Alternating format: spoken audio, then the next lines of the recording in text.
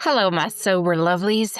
Before we dive in, I'm really excited to announce my group coaching program for women is live, and you can join now. So excited for this because let's be real here. Quitting drinking isn't just about saying no to the glass of wine or booze. It's about what comes after. All the fear, the boredom, the late night anxiety, and the stories you've been telling yourself for years. And that's where my Rewired Sober group coaching program for women comes in. It's only $247. I'm being totally transparent on the price. It's for 3 months, and you'll learn how to shift your mindset, build habits that actually stick, and question the core beliefs that have been keeping you stuck, and find healthier ways to deal with that loneliness and that now what feeling. The best part is you don't have to do it alone. We'll have live group coaching sessions weekly, and there'll be a bunch of women walking through it with you. It's not another cookie cutter sobriety program for mommy vloggers. It's neuroscience meets real life, and it's designed for women to help you not just stay sober, but actually feel good living sober. You can join anytime, and I'd love to see you on the inside. So start today, get instant access. The link's in the show notes.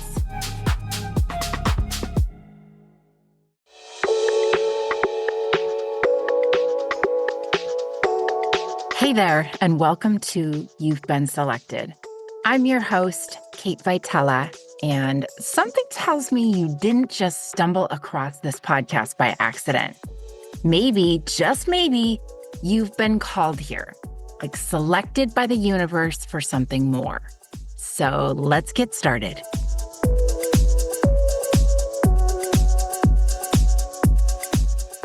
Welcome back, everyone. The topic of today is resilience. And I've been known to go on a few rants, and this is probably going to be one of them. It's going to try to be a pep talk, but it might get a little bit ranty because I'm going through it. So I decided to just pull out my mic and start recording. You know that saying, when life throws you lemons, you make lemonade. Well, my family has a saying. We skip the first part of that platitude. We just say we make some really good lemonade. And that's kind of where I'm at right now. So to ground you in my awesomeness, I just lost my job. I just found out that I was laid off. My entire department has been cut. And this is a department that I built. I was the first one in, and I've been with this company over 6 years, and I really had put my heart and soul into making this thing work. So I just got the news, and I have a little bit of a runway to find another job, but it's really been a lot more jarring than I anticipated. And I think it's just because if you've listened to my first couple episodes, this is the first job back into nursing I got, and I've stayed with the same company. And it's really been a sense of security for me. I've spent a lot of time proving that I could do it, that I could work as a nurse again, that I got through the monitoring program. And I really felt comfortable in this company. And so I got hired at 6 months sober, and I've been with the company a little over 6 years. So we just had a meeting and I got laid off. And it's also November 5th. So there is a lot of tension around the election. And I'm sure everyone's recording a podcast on the election and how to regulate your nervous system. So this is not going to be about that.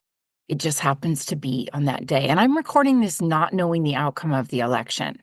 So maybe that's even a testament to knowing how to be resilient and living in a resilient life. Like, life's chaos has been hitting hard lately, but I'm here to talk about why this doesn't knock me down like it would have in the past. So this episode really is about resilience in like the gritty way, not the fluffy, like you're going to bounce back kind of way, but the kind of resilience that comes when you face life raw and unfiltered. Because the resilience I have today is not an act. It's like a deep lived truth. It's a deep knowing. So I want to point out a few things I've learned about resilience. First of all, Rock bottom is like a friend. If you've listened to my previous episodes on my story, you've heard about how my career has been demised. It's imploded during active addiction. I'm coming up on 7 years sober. So a lot of that is in hindsight. But I went through a complete unraveling and a loss of self-trust. And I watched everything I knew at that time come apart. So this is a familiar feeling to me. And back then, when I hit that lowest point, I remember rock bottom being such a brutal place, like a place I really didn't think I was going to get out of. It was physical. There was a gut churning, like a hall pacing, nail biting, panic attacks, like really dark thoughts. It physically didn't feel like I was going to get out on the other side. It was hard to breathe. And yet, I sit here today with a pulse. I'm alive. So that's taught me that I can survive the toughest days. And I know that sounds cheesy, but in a strange way, like hitting rock bottom has prepared me for everything else I'm going to face in my life going forward, because I've already faced a complete breakdown and I survived it. So I know I can face anything. And there's a weird comfort, a strange comfort in knowing that I'm not new to rock bottom. I have made friends with it. Like I have told people I fell out of the recovery shitstorm tree and hit every branch. And I've come out on the other side. So I like to say, like, people in recovery have an edge. We become, pardon my language, unfuckwithable. And one of the things I remind clients is before any of us got sober, me included, and this can apply to people struggling now, is what happens when you rely on alcohol is that you start to outsource all your coping skills. And I outsourced every bit of coping skills I had for a very, very long time.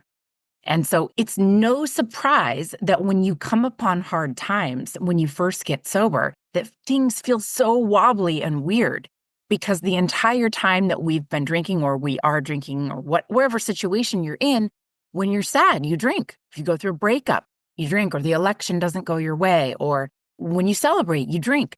All big emotions are outsourced to alcohol. So emotionally, we're a little immature when we first get sober, just because those muscles haven't been used. They're like atrophied little wimpy muscles. And people in recovery have this unique resilience because they've been through the darkest times, and they're stripped of any of those escape routes. They're stripped of any of those old coping mechanisms. They cannot outsource to alcohol. And I've had to learn personally every day of these last almost 7 years, like how to raw dog it without numbing out. I remember one day I had this really bad day at work, and I've told this story before. My boss talked to me about being snarky, and imagine that. I thought I was funny, but I was being sarcastic, and I think I was like impersonating another employee, which my impersonations are really good, but probably not appropriate for the workplace. Either way, he pulled me aside.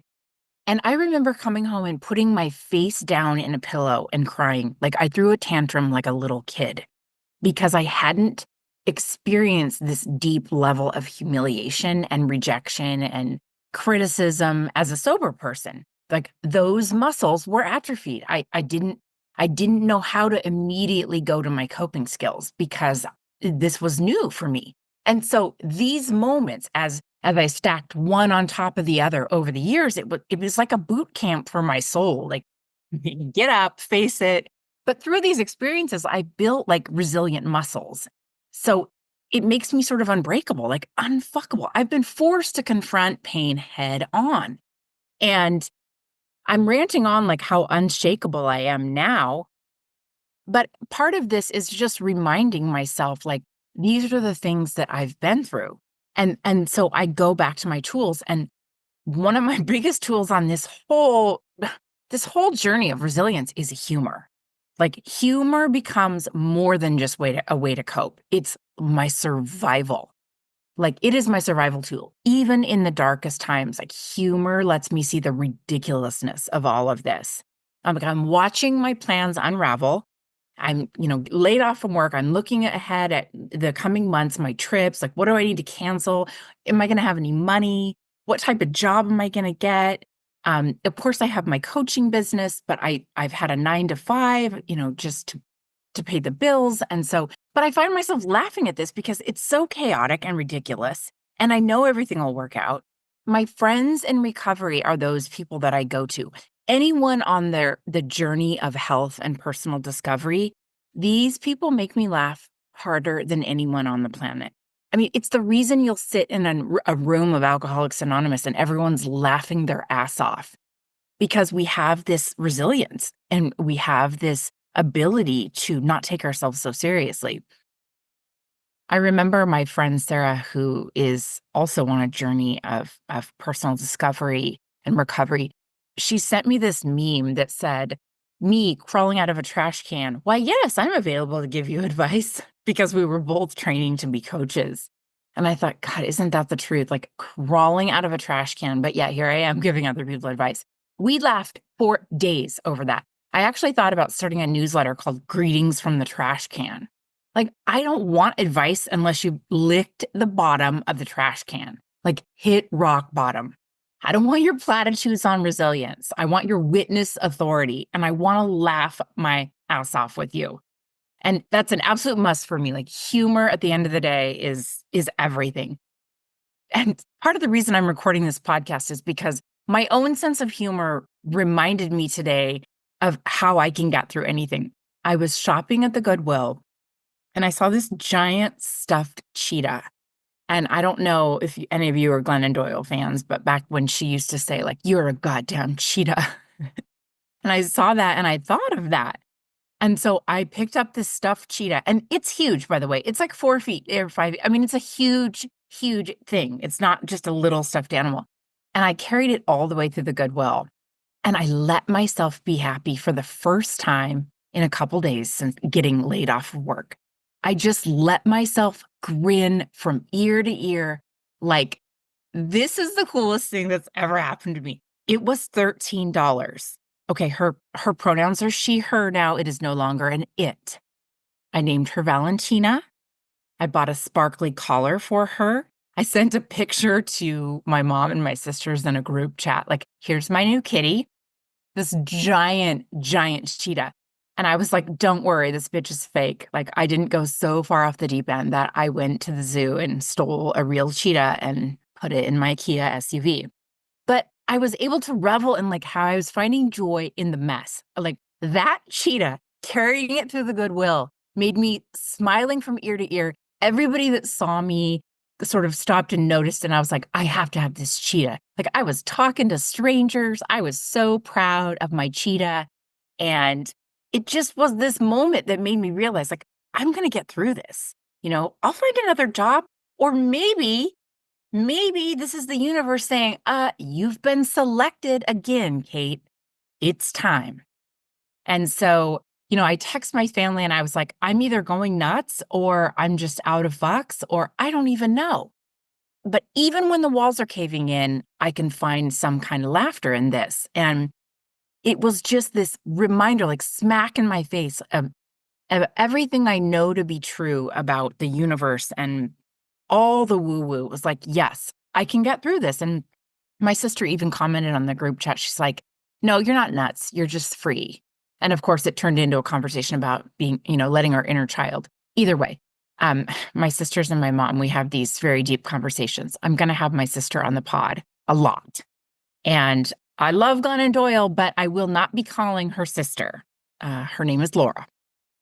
So humor, humor, humor, laugh your ass off. Another thing that I came to realize about resilience was adaptability. Like adaptability has become a big part of my resilience toolkit because in active addiction, I really clung to control or the perception that I had control, like as my life was falling apart. But now I've learned that resilience means like you stay open to change, like pivot, pivot, pivot. Instead of resisting it, I'm like leaning into this shift in these last couple of days, like, okay, I know resisting this layoff and all these changes is only going to drag me down farther. So adaptability has to become my strength. And my boss even commented on how resilient I'm being through all of this because we're having meetings to let other people know in the department that it's closing. And I said, part of that is just that I've been a nurse for 100 years. And part of it is, my ability to pivot. But also I said, I can't help but say this. I'm in recovery. Like, I've seen rock bottom, and this ain't it. Like, I've been to hell. I felt the hot flame, like it seared me in the face. It scorched my hair off. But basically, had that moment to say to my boss, like, this is nothing compared to what I've been through. Speaking of the flames searing my hair off, the flames of hell. I mean, I have this memory of myself out at my parents' beach house during my real rock bottom, when I was borderline manic, pacing around the kitchen, clenching my fists so tight that I was just like gouging my own hands out. My heart was racing all the time. I couldn't sleep. And I went into the kitchen and I cut my hair off in like a meltdown, in the kitchen at the beach house with like cooking scissors, like meat cutters. Like, I separated my hair, parted it down the middle, and just cut up to my ears on both sides, completely uneven, chopped like inches off my hair. I mean, memories like that. I know what rock bottom feels like complete loss of control. Another thing that comes up for me when I think about the word control is this is a bigger decision than me. It's not all about me. Not only did I want to control everything, but I thought everything was about me. And I fully recognize that me getting laid off is a bigger decision by my company. And my own openness around this makes me feel kind of in tune with the universal flow. Like, let's get woo-woo. Instead of resisting the wave, I'm learning to ride it. Like, trust that the universe has plans. God, whatever your higher power, it's taking me somewhere I need to go. And even though losing my job in a strange way feels like the end of something, it also feels like the beginning. So I'm really resisting not getting cheesy here, but I'm also trying to stay positive, so bear with me. There is a flow to the universe, though, right? The universe which intends for me the greatest good, a better job. Again, I've been selected. And this is a mindset I choose to have, just like I chose it when I was going through the monitoring program as a nurse, just like I chose it when I saw those red letters on my phone that said, "You've been selected." I chose to see this as a nudge from the universe that I was meant for more, that there was a bigger story, a bigger picture, bigger plans here. I chose this outlook. So right now, I'm going to choose to expand my coaching business and go all in. And, I was notified about getting laid off from my job right after I recorded my very first podcast episode. And I just took it as a sign, like, you know what? Level up, bitch. The universe is saying, like, time to go. And I'm going to be launching some group coaching containers and doing some more master classes. And the last 24 hours, I've been like on fire with ideas for my business, for coaching, for helping others along this journey. So it's already starting to feel like, yeah, okay, this is going to lead me in a positive direction. So another thing that comes to mind when I talk about resilience is this inner knowing. In one of Dr. Wayne Dyer's books, he says, you must learn to develop an inner candle flame that never flickers. And I think he's quoting a Bible verse there. But it's about cultivating this inner knowing that things will work out. So I have a sense of inner knowing that's emerged from my own experience, right? It's more than just hope. It's a deep sense that things work out, even if the path looks really messy. Why? One, I have a pulse. I've survived, and I've chosen hope. And they say hope is contagious. So I've impacted those around me. I have the lived experience. Lived experience has also taught me to have some self-compassion. Like, I see you, Kate. I know you're doing the best you can. I'm giving myself the benefit of the doubt. I did the best I could at that job. It wasn't my fault I got laid off. And I'm going to do something great moving forward. Like, I have to have some self-compassion around this. I cannot be thrown around by life's plot twists because I no longer expect something dark to come of them, something negative. I've learned to trust the process, and I've learned that things usually work out better. And that comes with an element of surrender as well. In 12-step rooms, we say the serenity prayer, like, grant me the courage to accept the things I can't change. And when I think about this situation and any situation in life, there's so much I can't change. There's so much I can't control. Like, I don't have the power over other people's opinions of me, rude, snarky comments. I don't have control over my company's decisions or their budget or the weather. I mean, there's a lot of things I can't change in this world. The only thing I have complete control over is my perspective and how I cope, the stories I tell myself. That's the freaking only thing I have control over here. I'm not going to use this as an excuse to drink or eat or smoke or shop myself into oblivion. Although I really needed that cheetah. Valentina is my new friend. So let's go back to resilience. Another thing I wanted to bring up here is embracing the suck. And this is a military term I learned from my husband. That's what happens when you marry someone who's been in the Army for 20 years, is they throw terms out like this instead of, smoothing things over with cheesy platitudes. He says, we're going to embrace the suck. Like, he's talking about military days with his rucksack on, in the piss rain or the harsh elements, like a heavy backpack in gear, wet feet, someone yelling at you, sore muscles. You keep going. And resilience doesn't mean you're going to have it all together. It just means acknowledging the hard part, feel all the feelings, and go forward despite it all. It's not smooth. Resilience doesn't mean immunity from struggle. It just means you show up anyways.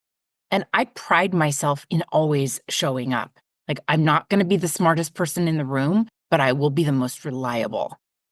And I've allowed myself to fully feel all of it and keep going forward. Like, I'm not spiritually bypassing it. I'm not going to shellac it over with platitudes. Everything happens for a reason, although I do think there are no accidents. But I'm going to feel the feelings. I'm going to feel disappointed. I'm going to feel sad, scared, frustrated, mad as hell. Mad. I'm mad I got laid off. But that's not where I'm going to live, and I'm not going to stay there. And when I talk about feeling all of it, like, my team and I have debriefed a lot about this. Like, I've spent countless hours on the phone with my mom, my poor husband, my sober besties, my sister, Laura. I've journaled, I've clocked in some treadmill time. Again, because I've learned through recovery to move my body. I've learned how to stop the stress cycle, like purposeful movement. Because, resilience, again, it doesn't mean that that I have it all together. It just means I'm going to acknowledge those hard parts and keep going forward despite all of it. So this is just me getting really, really ranty, but I think it's important when I have really strong feelings about something to share it with my audience, because we're all going to go through these horrific times. And, when we get sober, it's not like all the bad, hard things in our life go away. We get sober. A lot of our problems go away. A lot of the obvious, glaring problems related to alcohol go away. But then we have to face life on life's terms. And life gets really freaking lifey. I have dealt with family loss, death, job loss, pet loss, tooth loss, several elections that didn't go my way, model castings as a 40-year-old. I've gone through it, and doesn't mean that my life is peaches because I'm sober. It just means that those alcohol-related problems are gone. But over time, and probably because I've been forced, I've had to learn how to cope. I've had to strengthen those muscles again. They were wimpy little weak atrophied muscles that I've had to learn how to strengthen again. Because this whole concept of resilience, it's not a single event. It's not a single trait. It's like a daily practice. It's a daily choice. It's in every moment I decide to stay present, to face my life, raw dogging it, trust my inner strength. And none of this rant is about being perfect. It's not about perfection. It's messy. It's about choosing to show up anyway and continuing with a deep trust that things will just unfold as they should. I'm personally going to take this as Kate Vitella coaching, and this entire platform is about to pop off. So stay tuned for some master classes and a group coaching container, as well as some one-on-one coaching options if you want that. But I'm really excited about what this means for me. I've chosen to take this feeling of nervousness and fear and turn it into excitement. Like something amazing is coming for me here. And me and Valentina are just gonna ride out the storm. So I hope you come with me. I hope you join me. And that's it for tonight. Thanks, everyone. Thanks for tuning in. You can find me on my website at katevitella.com. You can also connect with me on Instagram at Kate Vitella. I would love to hear from you. Any feedback or questions, shoot me a note. So until next time, peace within and bullshit out.